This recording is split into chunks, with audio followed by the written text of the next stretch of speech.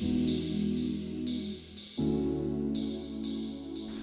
m'appelle Gabriel Soucher, j'ai 68 ans, je suis célibataire, j'habite à Clermont-Ferrand et je dirige Vidéoform depuis sa création.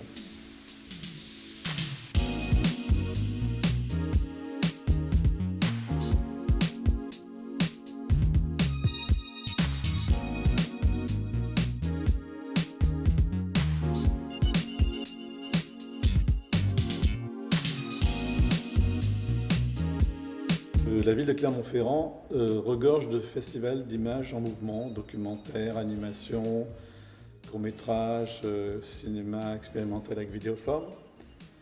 Et donc c'est un public qui est initié depuis près de 40 ans, voire je ne sais plus exactement le court-métrage, mais en tout cas de longue date, moi je dirais depuis les années 70, la ville de Clermont-Ferrand baigne dans l'image.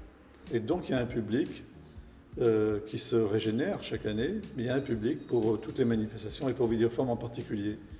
Dans une petite ville comme Clermont-Ferrand, qui est quand même une ville relativement modeste en termes de population, on touche un public qui est relativement élevé dans notre domaine. Si je compare avec ma collègue de São Paulo au Brésil, où il y a 18 millions d'habitants, le ratio est nettement en notre faveur, même s'ils ont beaucoup plus de spectateurs ou de visiteurs que nous.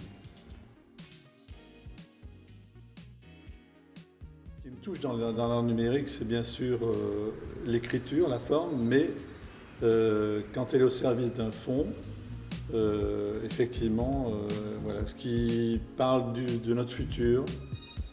En gros, j'aime les œuvres qui posent question, mais j'aime aussi celles qui émeuvent, qui font ressortir des émotions.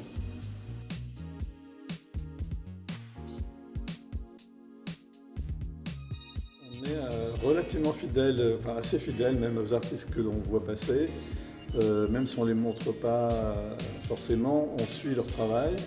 Et à un moment donné, il y a une pertinence à se dire, eh bien, ce travail a évolué, j'ai envie de revoir cet artiste. Donc c'est parti de là. D'abord, on est parti sur une œuvre de réalité augmentée à partir de peintures de période Renaissance, je crois. On lui a demandé si elle acceptait de faire le visuel. Et en fait, celui qu'elle a choisi est magnifique, parce que même si on pense à la pandémie aussi, on voit que c'est un personnage qui a un habit de facettes, de couleurs différentes, et donc ça veut dire d'interprétations différentes. Et c'est le personnage d'Arlequin qui est quand même un personnage très ambivalent. Le problème à Clermont, ça concerne pratiquement toutes les formes d'expression artistique, c'est qu'il y a peu de lieux d'exposition. Et effectivement, si on pouvait en découvrir des nouveaux, mais aussi aller dans l'espace public, c'est extrêmement intéressant. Mais tout ça, ça a forcément un coût. Et c'est aussi une des limites qui est la nôtre. Bien, merci beaucoup. Merci à vous. Je suis impatient de voir.